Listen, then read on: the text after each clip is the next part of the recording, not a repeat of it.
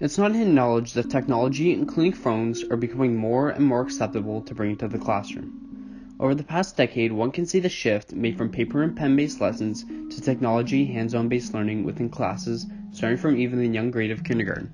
This drastic shift of learning is a result of the Ontario government and the Simcoe School Board's push for technology in the class. The school board has implemented technology in every single class over the past 5 years. This can be seen from the massive amount of laptops that each school has to implementing projectors in every single classroom. Teachers now have the ability to teach a lesson from their computer with one single cable. This push for technology can be seen to be mostly positive. That being said, allowing technology into the classroom has created some enormous unseen problems that have been negatively affecting student learning on a daily basis. By the Simcoe board allowing technology in the class, they unknowingly allowed students to bring their phones in with them. During today's society, almost every single student has a phone. This can be either seen from a positive point of view or a negative point of view. Students that possess cell phones in class are giving a learning advantage of searching any answer possible to almost any question. Although this seems mostly positive, this logic is barely ever used. Phones in class are one of the biggest distractions that students face. Throughout class, they are constantly checking their phone from Snapchat or checking their feed when they are bored or when the lesson doesn't interest them. In fact, a study conducted by Barney McCoy, a prof at the University of Nebraska, showed that out of 675 students in 25 states, students would check their phone an average of 11 times throughout class and spend approximately 20% of their time on their phone throughout the day at school. Not only does the study show that students are distracted by their phone at an alarming rate during class, but shows how technology within the class has a more negative effect on student learning than the government likes to tell us. This point leads us to the argument that by allowing phones in class, it creates the impression that opting out of a lesson is acceptable to other peers. This logic can be seen by NYU Media Studies professor Clay Shirky, who states, anyone distracted in class doesn't just lose out on the content of the discussion, they create a sense of permission that opting out is okay, and worse, a haze of secondhand distraction from their peers.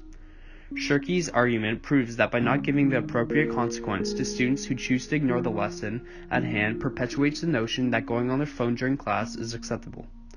Furthermore, as we take a look at these photos, it is safe to say that finding photos of students distracted on their phone was pretty easy to find.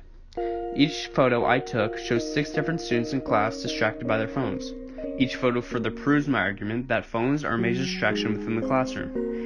Each one of these photos show that each student is either on social media, playing a game, or just texting their friends, ignoring their given classwork. Being distracted from class has some serious effects on students' achievement and motivations.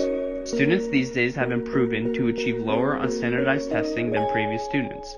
In fact, a New York Times article shows the negative effect on phones and technology in the class. This article uses the Kyrene School Board, which invested $33 million into technology since 2005. The school board bought laptops and tablets for their work and integrated things like Facebook groups into regular projects. Unfortunately, this upgrade in technology is not helping, as the board is suffering from low standardized test scores compared to the rest of the counties in the area.